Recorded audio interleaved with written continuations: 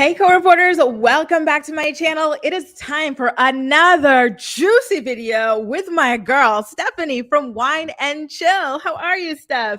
I'm good. Thank you for having me and adding me to your lovely lawyer day, clearly. Of course. It's always so fun having you on.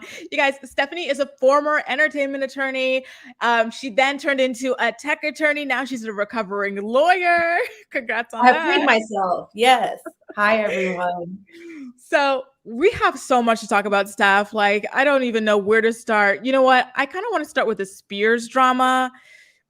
What is Yeah. this about a cease and desist? Britney Spears filed a cease and desist against her sister Jamie Lynn. Yes, because Jamie Lynn, to my knowledge, as I've been catching up on all of it, wrote a book, and large Mhm. swaths of that book are dedicated to Britney Spears. And by dedicated, I mean her profiting off of her sister. Yep. And in doing so, during interviews, has made numerous allegations about Britney's mental health, has basically denied involvement in the conservatorship, even after it's been proven in court documents that she participated, Jamie Lynn Spears, in the conservatorship, that she may have also profited from the conservatorship. And Britney Spears and her lawyers basically sent her to cease and desist and said, hey, no more disparagement or we will sue you for defamation, which I think that lawsuit is likely. Do you think it will eventually go into that phase? I think it's likely because not to cast shade over there, but in full reality, who would be buying this book if it were not the mention of Britney Spears? So how is she Mhm. going to go on book tours without talking about Britney Spears, which is what a decent amount of this book is about? You know, the interesting thing is that not Brittany, Jamie Lynn has actually decided not to go on a book tour. She's claiming that the reason that she wrote this book was actually just like as a healing thing or whatever, just to talk about her own life and not to talk about Brittany and not to make money. She's donating a Mhm. portion of it to charity. She won't name who because the last time when she like prematurely announced, the charity was like, I don't want your exploitation money, you know? So now she's kind of Mhm. like trying to hide all of that. So what do you think? Like, you know, she's not going on the book tour. It's interesting. You can call something something else, but if you're going and having interviews about a book, it Ah, is a that's book true. tour. That's Mm-hmm. what it is. So if she's going to go and have interviews and say like, "Oh yeah, by the way, I also wrote this book." Mm-hmm. It's essentially the same thing. It's essentially the same thing. So I think it's very interesting. I don't know if you read some of it. The cease and desist, the language that was used is very different from like general cease and desist, which a cease and desist is only as powerful as your ability to actually go after the person. So Uh-huh. my first interaction with cease and desist was when I interned at Bad Boy many, many moons ago. I had to draft Bad one. boy. Yeah, Is that the I D told thing? you. Mhm. I entered at Bad Boy when I was in law school. It was my first legal internship. Oh my God. Okay. It was Amazing. fun, like, oh yeah, we could totally talk about that. It was a fun time. I had a great time. I can I did lot imagine. I got to do and see, a lot of the industry because my boss was very much like took me under her wing, and her boss was very much like, "Okay, if you wanna do this, like, you need to see everything," which was Mhm. pretty cool. So it wasn't I would say it was definitely, like, not your standard legal internship. Wow, that sounds So it was pretty amazing, cool. Steph. You went to It the was pretty parties cool. and everything? Mhm. Oh. They also, like everybody knows this, but they're, like, notoriously cheap over there. So, sometimes when they were throwing, like, certain events so, like, I went to this is so funny, this is so long ago, Khloe Kardashian's birthday when she was dating French Montana. French Montana threw her a party in City Island, for people that are familiar with New York, which is City Island is technically in the Bronx. It doesn't look anything like the Bronx, doesn't look like New York. It's like a little island full of seafood restaurants. Mhm. But it's definitely like not their scene and definitely more of a regular degular people scene. But he rented out half of Don Coquille, and because he was signed to Bad Boy at the time, Bad Boy used it as a marketing opportunity to market Of Ciroc course. because Diddy Yeah. owns half of Ciroc, and the event planners that worked for the company they were very much of the mind like, oh, we can ask one of the interns to do the checklist at the door. And since I always showed up to work like looking nice, I was always the earliest one there, always the last one to leave. They're like, oh, have Stephanie do it. And I was like, I'm the legal intern. I'm writing contracts. And they're like, you could do it. And I was like, I don't know if I want to go all the way over there. And they're like, oh, there's free food and we'll get you car service. I'm like, all right, cool. Yeah. It's always the free food for me. So it was an interesting time, but it was on when I think it's like Chloe and Courtney Take New York or whatever. So they like filmed and everything. So it was like me in there for like 5 seconds. My cousin saw it and was like, do you see this? And I was like, girl, I was there for some free food. I have to dig into this because this is so wild, Stephanie. Stephanie and her 1,000 lives. This is crazy. I've had a lot of lives. That used to be my fun fact in corporate because then Yeah. the picture on the cover of like US News or something of all of the family standing around for her to like get gifted a car, rich people doing gaudy things. And then I'm like in the picture because I'm at work. You have to hang that up in like your office. Like, check this out, y'all. You know, I'm not fazed by people, but it used to like be my fun fact. Like, oh yeah, I'm the lawyer, but also like here are the random fun things I've done for free food. No big deal. Steph, you mentioned a little bit about like the wording behind this cease and desist letter. Let's get into it. I really do. I'm hoping this is zoomed in enough. Can you see this well? First of all, it was shipped via overnight mail. Like Britney was serious about this, okay? Yes. And to Marilyn's point down there that they got banned from everything. Child, that show was funny. I remember that show so long ago. Oh my God. They acted a fool in all of New York. It was just the randomest thing to see the Kardashian clan in the Bronx. It was the funniest thing to me. It was the funniest thing.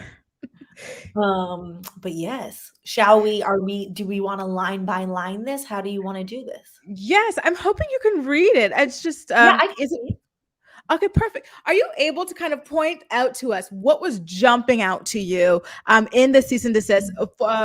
Full disclosure, guys, I haven't read it yet. I just heard about it. I was like, Steph, let's talk about this. So I haven't read it. So I need you, like, for real.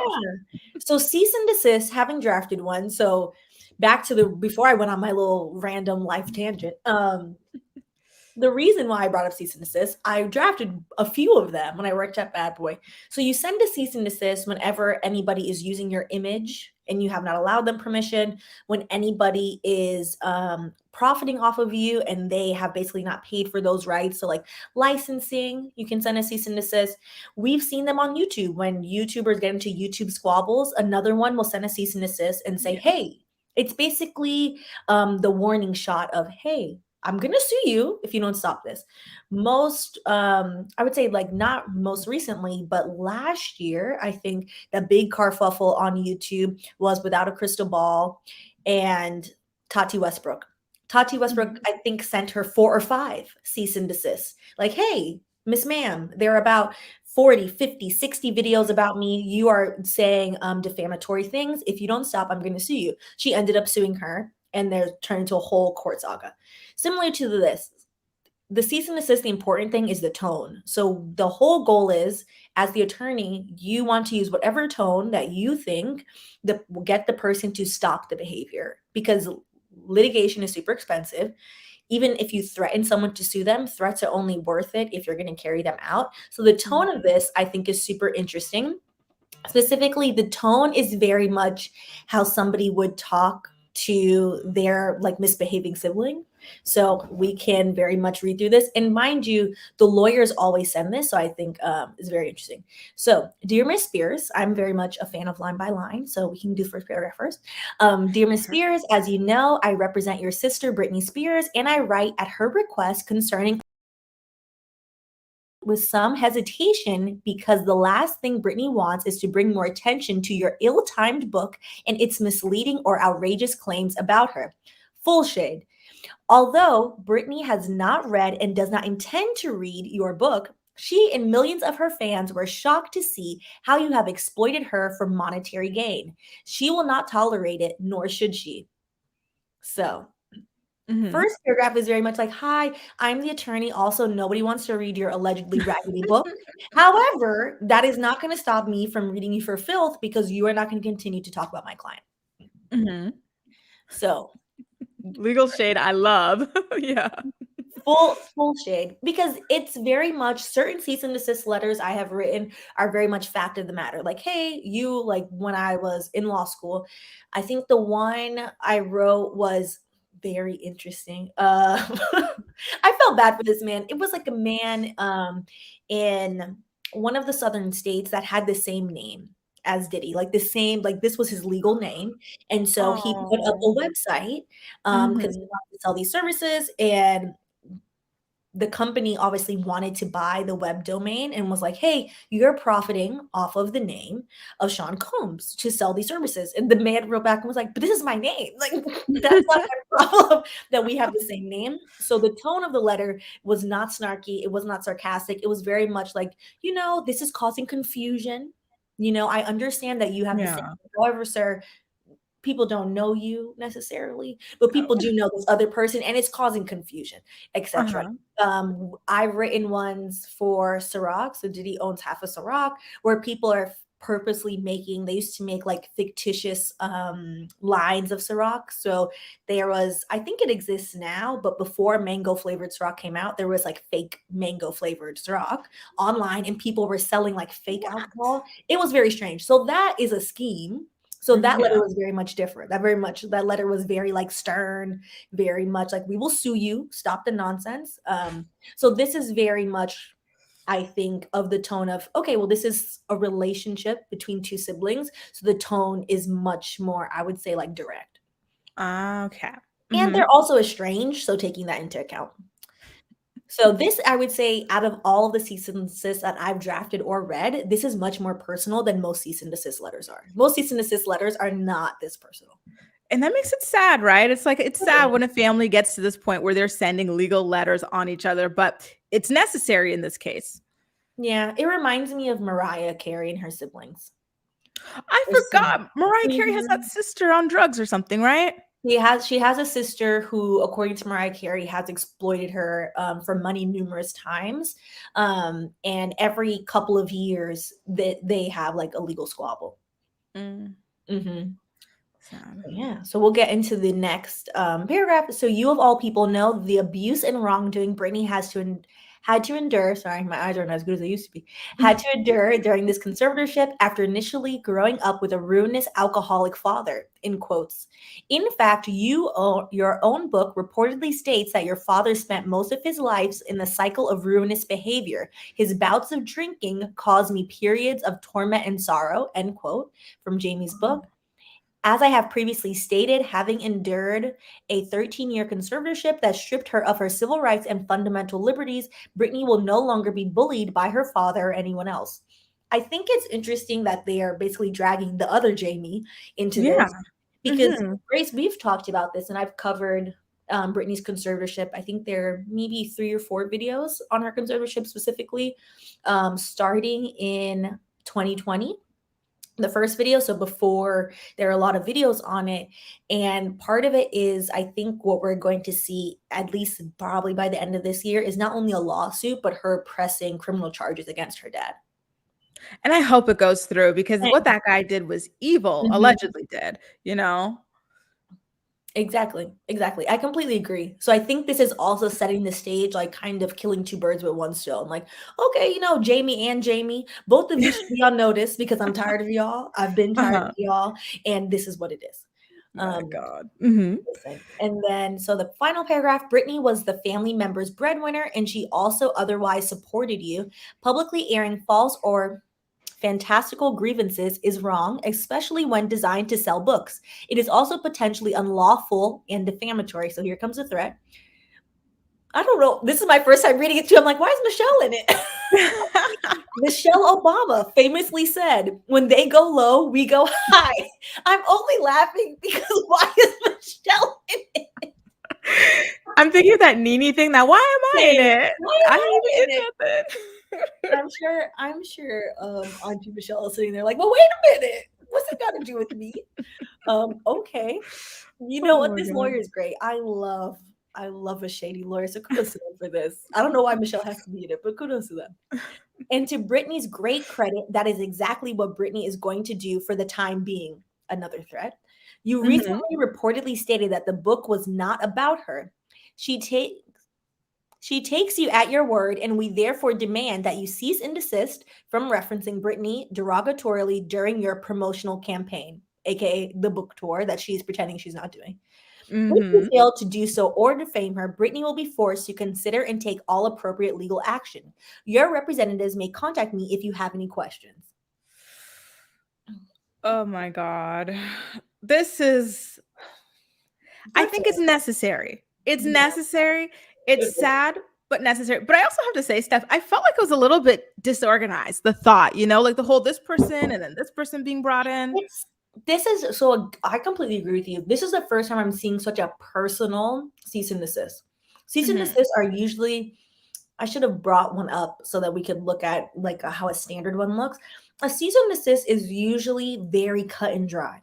You did this, stop doing this, or I will sue you. If you do not cease and desist from these actions, I'm going to sue you. It's usually very on September 1st, you did this. On October 1st, you did this. You're currently right now doing this. This is Mm-hmm. very much more personal. But again, the whole purpose of the cease and desist is to get the behavior to stop. So I think their thought process is, oh, if we embarrass Jamie and we write a cease and desist that everyone is going to see in a manner that is chastising her, then maybe she'll Yeah. stop. Do you think she will stop? Like, what happens now? So Jamie has received the cease and desist letter. Mhm. What if she already has pre-scheduled interviews? Would she have to stop them and cancel them? What happens if she already pre-recorded something and now it's coming out? What does this look like for her? Yeah. So now that it's sent and it was overnighted, anything from the date of, it depends. So the law, there are two different versions of it. It's the date of when you send it or when you receive it. Those are the Mhm. mailbox rule, which God, I haven't thought about that in contracts in years.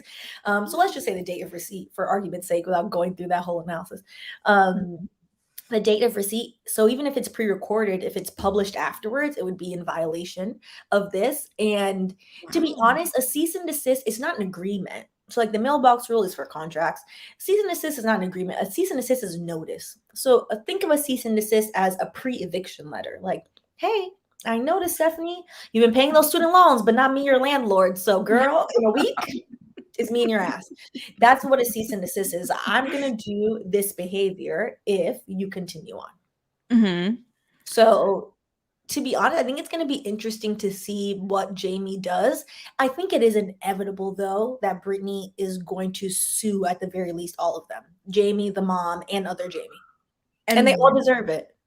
wow, They can you all deserve imagine it. Britney They, suing each of them? So, what could she potentially sue them for? So, there were some documents that were leaked or released the other day, showing how Jamie Spears, the big one, the dad, Mhm. he had hired Jamie Lynn Spears' husband's company, which it seems like a shell company Mhm. of some sort, on a contract for Mhm. like upwards of $1 million over the years or something to do Mhm. whatever work and stuff. So like, would she be trying to recoup that type of money or that plus the suffering?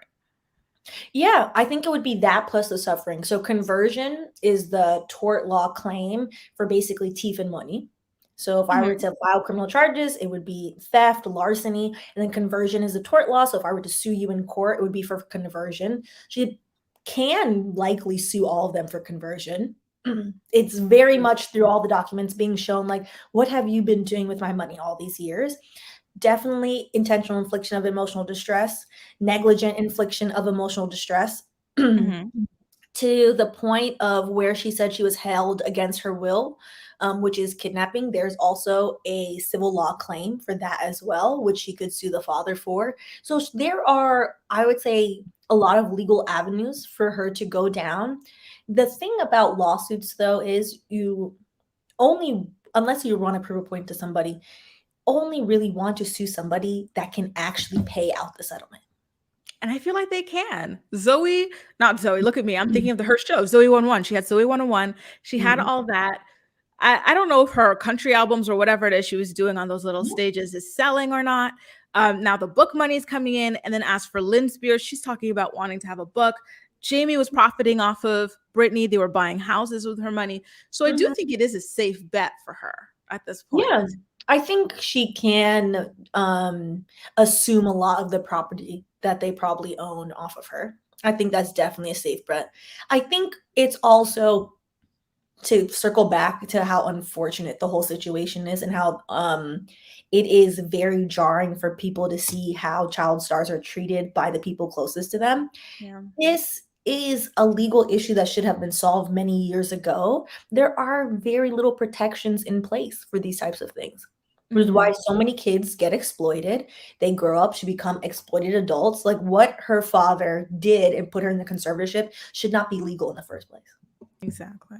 It should be very terrifying to people that somebody who was an alleged absentee parent swooped in, claimed their child had a problem, had a doctor certify that they had dementia, and then for 13 years put them in a conservatorship. The way this even happened is shocking to me. Like, how did the whole doctor, like, were the doctors paid under the table or something, bribed or whatever? Everybody needs to be held accountable. On the subject of her suing the family, Jamie Lynn's defense has always been, hey, I was 17, I was pregnant, I had no idea what was happening. How far can that get her? I mean, not that it's been 13 years. Yeah. Like, you weren't 17 and pregnant this whole time. Like, yeah, maybe, of course, like maybe in the beginning it's like, oh, I don't know what's happening. Like, I trust my dad. He's trying to help my sister. Okay, she's clearly been going through it. Okay, fine. But what about like 3-4 years later? Yeah. Like that nobody. Oh, say it again. Sorry. The brother. No one ever talks about the brother. The brother told on himself, because I've watched like all the docs at this point. I think it's the first one, the New York Times special. I think they were the first one that did it. And they interviewed the brother, and the brother made a comment in the special where he was like, sometimes, women need to be told what to do. And the camera just zoomed in on him, and then it switched to like a next scene. And I was like, it sounds very complicit to me, or that you have actively participated in this. Yeah. Oh God, this is a shame. Anika actually brought up a comment that I really wanted to get to. Thank you so much for bringing this up because I completely forgot about it. By the way, thank you all so much for being here. It's so nice to be able to chat with you guys and Stephanie from Wine and Chill again. Please make sure to subscribe to her channel if you enjoy legal commentary, pop cultural commentary, anything from an awesome lawyer's perspective, okay? Or recovering lawyer, I should say. I know. I'm technically, I'm still licensed till 2023, and then maybe I'll renew it. And then after the one renewal, I'm like, I'm done. I'm done. I don't blame you. So Anika's saying Jamie is also recording Britney without her consent. So what is going to be happening there? Because I believe this was actually proven too, and there was some kind of court record. I'm looking at my phone because I took a screenshot somewhere. Yeah. Were you aware of that at all, Steph? I was not aware of that. Recording people is not illegal without their consent in certain states. So it depends what state it was recorded. Certain states have one-way consent, which is foolishness. Like, how can you have one-way consent? So like in certain states, if Grace and I are having a conversation and I'm like, oh, I'm just gonna record it, it's fine. Certain states, I need Grace to affirmatively say yes, which is that's how it should be. It's gonna be interesting if Jamie uses those recordings and puts them out. I'm 1000% she will be receiving another cease and desist, and then probably a lawsuit right afterwards. Because at this point, we're talking about defamation, because Britney and her team are saying, it's not even that you're saying these things about me. It's that you're saying these false defamatory things about me. It's not even that I feel like you're harassing me. It's that you are harassing me, and everything you're saying is false and defamatory. So from what I'm seeing here, here's the tweet. I'm trying to pull it up for you guys. Let me pull this up very quickly for you guys. They're saying basically that Jamie had been like monitoring her notes or something like that. Like, how on your iPhone, you've got the notes app. Oh, Jamie the dad. Yeah. Okay. I thought we were still talking about Jamie the sister. Oh, no, don't worry. The dad. They're saying that he allegedly was doing that. He was let me pull this up. Sorry, you guys. This story is just moving so quickly that it's so hard to get everything in time. So let me just share my screen here. Share screen. So there's this account on Twitter called Britney Stan, and they are doing such an incredible job of just gathering up the legal documents that are coming out here. So here they have a tweet that says that Britney's, according to the legal papers, Former FBI Special Agent Shireen has corroborated the allegations that Britney was illegally surveilled by her father and concluded that Jamie Spears could be subject to criminal prosecution under state and federal law. Yeah. To be honest, I think it's just a matter of time. It is a matter of time of when and which jurisdiction they choose to prosecute the father, Jamie the father. So that way we're all on the same page of which Jamie. But it's a matter of time. Wow. Because this, to be honest, her case is not only an awful thing to happen to anybody, it has highlighted a huge gaping hole in the criminal justice system, in our legal system, which is probate court, conservatorship, that nobody, including myself, before I started researching this last year, knew about. It's not anything people talk about. So now the entire legal system is being under review. Like, so as America, as a society, are we okay with this? No, nobody should be okay with this. This is a problem. So it's happening to Britney Spears. It's happening to other people as well. Other people who don't have money, other people who don't have profile, and nobody's saying anything for them. Well, that's the thing, right? Like, I heard that it was originally created as something to help people who are older, who are going through actual dementia or, whatever other memory losing things. But it can very easily be used for elder abuse. I believe right now what's going on with somebody in, there's this American celebrity actress or singer woman whose husband has her under a conservatorship or something. And then he's got the side chick living in the house as well. Do you guys know who I'm talking about there? Oh, I didn't hear about this. That's awful. I hadn't heard about this. But it's crazy. One that I definitely do know is Nichelle Nichols of Star Trek is currently in a conservatorship. She was the first Black actress on Star Trek, which is very interesting. And to your point, Grace, conservatorship was originally, first of all, some of these laws are 100 years old. A lot has changed in 100 years. So the law should be updated first and foremost. And conservatorship was designed for the elderly or people with disabilities. If you're going through a permanent hardship or a temporary hardship, a temporary conservatorship, where somebody who is capable at the moment can make life decisions for you. So there's two types of conservatorship of the estate, and that's like your day-to-day, that's the financial, and then conservatorship of the person is the day-to-day. Like, okay, you know what, Stephanie is not doing well, she's in a coma. The day-to-day is like, is the hospital bill paid, are the sheets changed, things like that. Conservatorship of the state is, oh, you know what, Stephanie made all this money on YouTube, what are we doing with her money? She wanted the money to do these things. Okay, it is being abused and has been abused for many years without people saying anything. So now people are coming out and saying like, oh yeah, so-and-so and so-and-so, actually they've been under conservatorship all these. She passed away. I'm so sad. I know. Oh, I'm so sad Nichelle Nichols passed away. No, this is Bia Smith. Bia Smith passed away. Yeah. Oh Lord. I'm sad she passed away too. I thought we were talking about Nichelle Nichols. This is why you gotta read fast.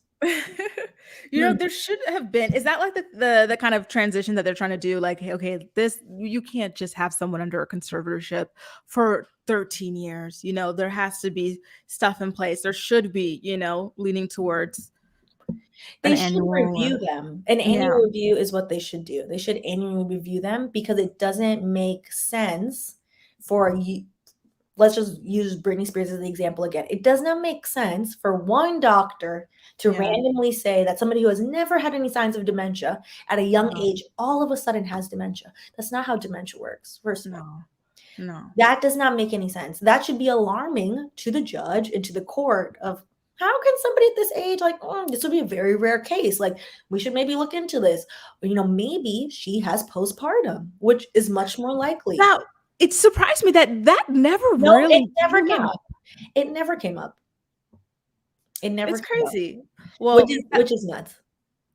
It's what makes you kind of think, like, were these people paid off for? But this is a rabbit hole we can go through forever. I just want to give a quick shout out to Sabrina. Thank you so much for the super sticker, Sabrina. You are amazing. I hope you're joining me later for the Teen Mom Family Reunion recap as well, and tomorrow for a recap of Kale's podcast. Thank you so much, girl.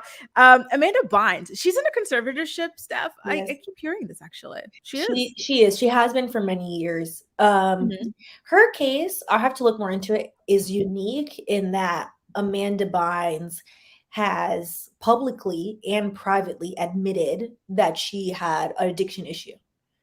Okay. So I think that's a little bit, it's much different than a Britney Spears case. I feel like there's more nuances there. But again, it's the same principle. Just because you had an issue doesn't mean you currently have an issue. Mm-hmm. And so when these things go unchecked over years, that's wrong. It's somebody's freedom. If you're not allowed to do like what you want, not allowed to freely go places, that's a problem.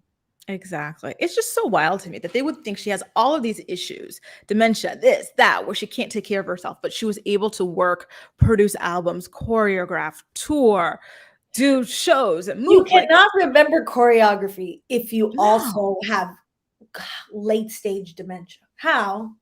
Insane. That doesn't make sense. Mm-hmm.